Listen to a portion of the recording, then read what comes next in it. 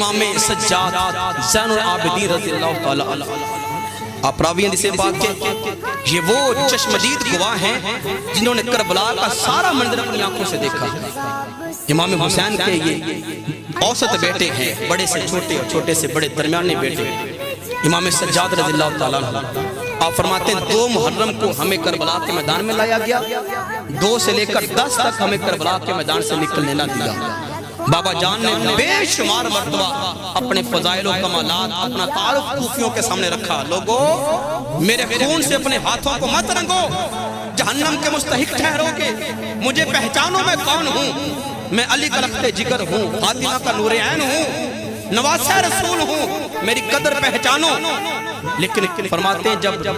8 دنوں میں ان کو کوئی عقل نہ آئی، 9 محرم کا دن آیا، انہوں نے نکارہ بجایا، حل من مباشر، حسین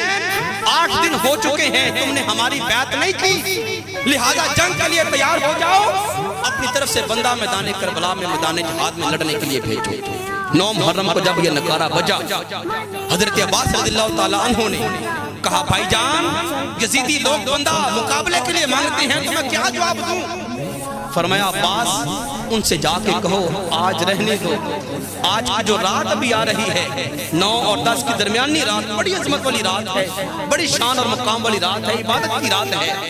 آج کی رات ہمیں ادھاری دیتے، عبادت کے لیے بھاگنے کے لیے نہیں، عبادت کے لیے ہمیں رات ادھاری دے دو، ہم جی بھر کے اپنے رب کی بارگاہ میں سجدہ کریں گے، صبح ہوگی جو کہو گے کرنے کو تیار ہوں گے بیعت کے علاوہ۔ خیر رات ادھاری لے لی، انہوں نے کہا چلو جہاں پہ 8 دن گزرے 1 دن سے کوئی فرق نہیں پڑتا۔ رات جب ہوئی عشاء کی نماز امام علی مقام نے اذان و اقامت کے ساتھ پڑھائی۔ یہ کیسا عجیب ماحول ہے، کربلا کا تاریخ پڑھ کے دیکھیں اور آپ جو نا وہ عقل کے ساتھ اس کو عقل کے ترازو پہ پرکھیں اور پھر یہ اس کے بعد فیصلہ کریں کہ حق والے کون باطل والے کون۔ ہر غیر کو آپ بھی کہہ دیتے بندہ ٹھیک ہے، بھی سارے ٹھیک ہیں، کوئی سارے ٹھیک نہیں ہوتے۔ جب آپ یوں کہتے ہیں نا سارے ٹھیک ہے پھر آپ غلط ہو جاتے ہیں، اس کا مطلب یہ ہوتا ہے بات کرنے کا ٹھیک ایک ہی ہوتا ہے، 100 میں سے بھی ایک ٹھیک ہوتا ہے، ہزاروں میں سے بھی ٹھیک ایک ہی ہوتا ہے۔ ادھر 22,000 کا لشکر ہے، ادھر صرف 72 تن ہیں، دوسری روایت میں 83 تن ہیں، وہ بھی اذانیں دے رہے ہیں، اقامتیں کہہ رہے ہیں، وہاں پہ جماعتیں ہو رہی ہیں، وہاں پہ قرآن پاک کی تلاوتیں ہو رہی ہیں، یہاں پہ بھی اذان ہو رہی ہے، یہاں پہ بھی اقامت ہو رہی ہے، اقامت نماز ہو رہی ہے، قرآن پاک کی تلاوت ہو رہی ہے، لیکن حق والی یہ ہے، یہ 72 ہو کے حق پہ ہیں، وہ 22,000 ہو کے نہ حق اور باطل پہ ہیں۔ حق کثرت کے ساتھ نہیں ہوتا، یہ بات یاد رکھیں اصول ہے، حق کثرت کی وجہ سے نہیں ہوتا، حق حق ہی ہوتا ہے، حق حق ہی ہوتا ہے، وہ پہچان اس کی کرنی پڑتی ہے۔ خیر جب 9 اور 10 محرم کی درمیانی رات آئی عشاء کے بعد امام علی مقام حسین رضی اللہ تعالیٰ عنہ نے سارے 72 ساتھیوں کو بلا لیا اور فرمایا کہ ساتھیوں صبح یقیناً ہمارا ان کے ساتھ مقابلہ ہونا ہے، لیکن میں نہیں چاہتا کہ میری وجہ سے تمہاری جان جائے، تم تو میرے خدام ہو، کوئی میرا پانی بھرنے والا، کوئی میری سواری کی لگام تھامنے والا، کوئی میرے بچوں کو سہلانے والا، کوئی ہمارا کھانا بنانے والا، تم لڑائی کے لیے تو نہیں آئے تھے، نہ تم مجاہد ہو، تم میں بچے بھی ہیں، تم میں بوڑھے بھی ہیں، تم میں انٹیلنٹ بندے بھی ہیں جو جہاد اور لڑائی کو جانتے ہی نہیں، تم تو میرے خدام ہو، تم میری وجہ سے کیوں مرتے ہو؟ مجھے تمہاری کوئی جان کی حاجت نہیں ہے، مجھے تمہارے ساتھ کی کوئی حاجت نہیں ہے، واللہ میرے دل میں تمہارے لیے کوئی رنج اور ملال بھی نہیں ہے، میں یہ چراغ بند کرتا ہوں اور تمہیں اپنی خوشی کے ساتھ اجازت دیتا ہوں، جو بھی تم میں سے جانا چاہتا ہے چلا جائے۔ یہ سواریاں بندیاں سواریاں لو اپنے ساتھ، بلکہ میرے بھی اہل بیت کی میری بیویاں میرے بچے جو ہیں ان کو بھی ساتھ لو اور مدینہ کی طرف اپنے اپنے گھروں کی طرف نکل جاؤ۔ وعدہ کرتا ہوں کہ اگر اللہ کی عزت کی قسم بچ کے آ گیا زندگی بھر تمہیں ملامت نہیں کروں گا، شرمندہ نہیں کروں گا کہ میدان کربلا میں مجھے تنہا چھوڑ کے آ گیا، اور اگر میں شہید ہو گیا تو پھر بھی میں تمہیں سے کوئی شکایت نہیں کروں گا، نانا جان کی بارگاہ میں کوئی عرضی پیش نہیں کروں گا کہ نانا جان یہ لوگ میدان کربلا میں مجھے تنہا چھوڑ کے آ گیا، خوشی خوشی تمہیں اجازت دیا۔ آپ نے چراغ بند کر دیا۔ امام سجاد فرماتے میں قریب جا کے بیٹھا ابا جان کی گفتگو سن رہا ہوں۔ خیر گھنٹہ 1.5 گھنٹہ 2 گھنٹے کے بعد آپ نے چراغ دوبارہ جلایا تاکہ دیکھوں کتنے چلے گئے ہیں کتنے وہاں پہ موجود ہیں۔ چراغ جلایا، جو ساتھی جہاں بیٹھا تھا ٹس سے مس نہیں ہوا، وہیں کا وہیں بیٹھا ہوا ہے۔ پوچھا ساتھیوں میں نے تو کہا تھا چلے جاؤ، گئے کیوں نہیں؟ ایک ہی جواب تمام اصحاب کی طرف سے، تمام ساتھیوں کی طرف سے کہا نواسہ حسین، نواسہ رسول، امام علی مقام، کیا ہم آپ کو چھوڑ کر اس لیے چلے جائیں کہ آپ کے بعد چند سال مزید زندہ رہ لیں گے؟ لعنت ہو ایسی زندگی کے اوپر جو آپ کے بغیر ہو۔ امام ہم آپ کے ساتھ وعدہ کرتے ہیں، صبح جو بھی مقام، جو بھی جہاں پر مارکیٹ کے اندر جو بھی واقعات ہوں گے، ہم آپ کے ساتھ وعدہ کرتے ہیں ان کے تیر، ان کی برچیاں، ان کے نیزے، ان کی تلواریں ہم آپ سے پہلے اپنے سینے کو پر لیں گے۔ اللہ کی عزت کی قسم ہم آپ کی آگے آگے لڑیں گے، آپ کے پیچھے پیچھے بھی لڑیں گے، دائیں بھی لڑیں گے، بائیں بھی لڑیں گے، جب تک ہماری رگوں میں خون اور دم ہے